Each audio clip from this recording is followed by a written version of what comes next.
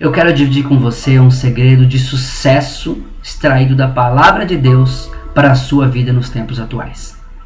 Mas ela é um pouco diferente daquilo que a gente está acostumado a ouvir. Ela é um pouco diferente e talvez ela não soe tão agradável assim aos teus ouvidos, mas eu posso lhe garantir que ela veio do trono de Deus para a minha vida e eu faço questão de dividir com você neste momento.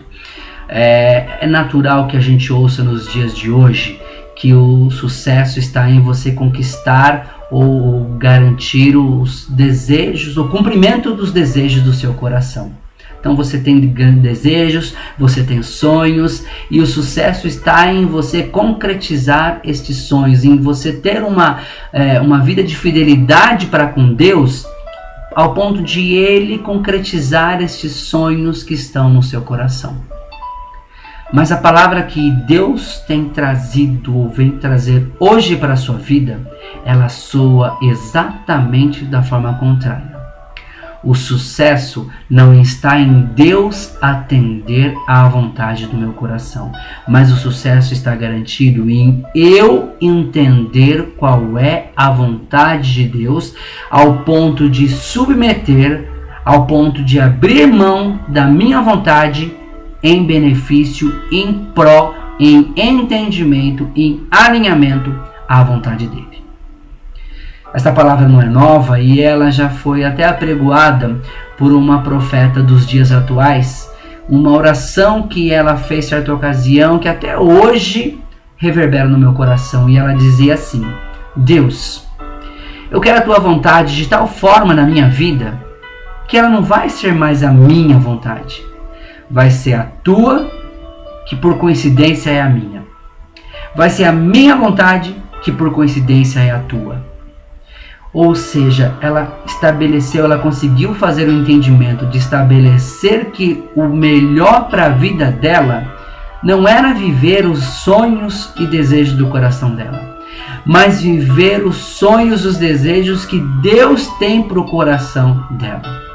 E isso nos aponta para uma situação de a gente entender que até aquilo que a gente pode achar que é a derrota do nosso coração será algo vitorioso para a sua vida.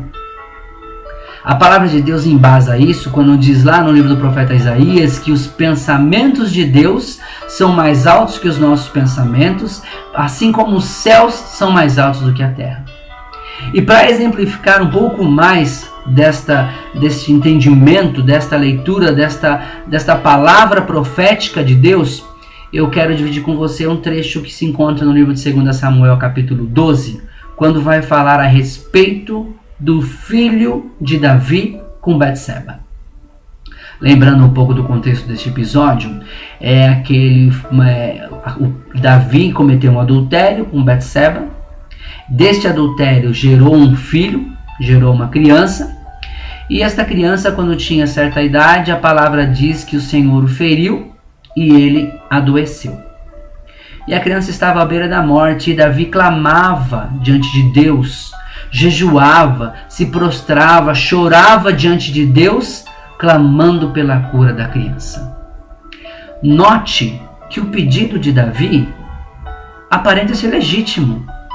O que há de mal em pedir, em clamar para que uma criança que estava doente fosse curada, fosse sarada, fosse restaurada da sua enfermidade? Não há nada de anormal nisso. É um pedido legítimo. É um pedido cotidiano, era algo que estava no coração dele, que muitas vezes está no nosso coração, quando pedimos a Deus que renove determinadas situações, que cumpra determinados sonhos, que concretize determinadas situações, que permaneça com determinadas situações nas nossas vidas. O que Davi queria é que a criança permanecesse com ele. Muitas vezes nós nos apegamos a determinados desejos do nosso coração, como se eles fossem o ponto mais importante e crucial para a nossa vida, e às vezes não são. E às vezes não estão de acordo com aquilo que Deus tenha planejado para você. Às vezes é necessário que a gente sofra perdas para a gente permanecer e preparar e ter um coração aberto à vontade e ao plano de Deus para as nossas vidas. Davi não teve sucesso nesta oração. E diz a palavra aqui a partir do versículo 20 de 2 Samuel 12, que Davi, quando soube que a criança tinha morrido, levantou-se, lavou-se, ungiu, mudou as vestes, entrou na casa do Senhor, no templo, adorou, depois veio para sua casa, pediu pão, puseram diante dele, ele comeu. Os seus servos ficaram cochichando: o que é isso que fizeste?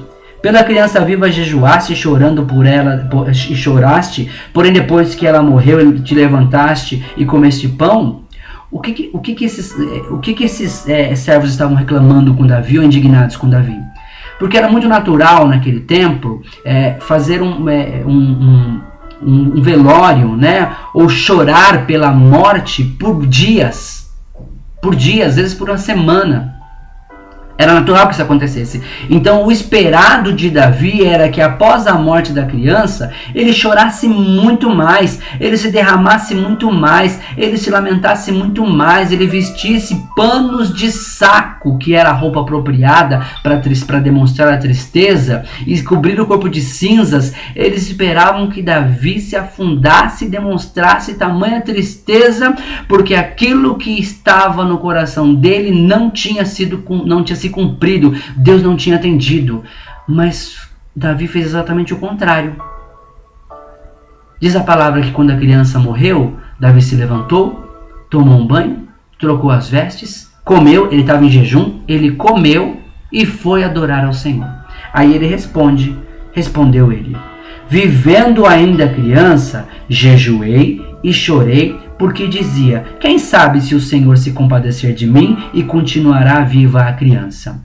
Porém agora que ela é morta, por que jejuaria eu? Poderei eu fazê-la voltar? Eu irei a ela, porém ela não voltará para mim. Olha o entendimento que Davi teve a respeito desse desejo. Era um desejo do coração dele, aparentemente legítimo, cura da criança, mas não era parte do plano de Deus para a vida dele. Sabe por que não era? Porque esta criança era fruto de um pecado. Porque esta criança era fruto de um erro, ela era consequência de um erro. Jamais poderia estar no coração de Deus concordar com isso. E Davi conseguiu compreender isso.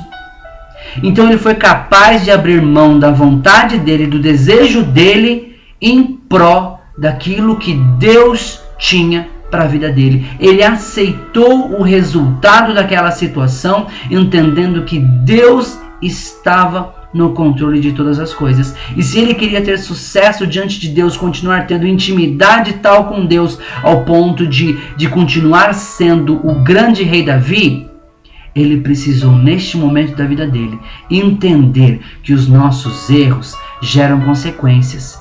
E muitos dos desejos do nosso coração, se não combinam com a vontade de Deus, são tirados de nós. Mas Davi entendeu isso de tal forma que ele compreendeu que mesmo através da perda, ele estava ganhando.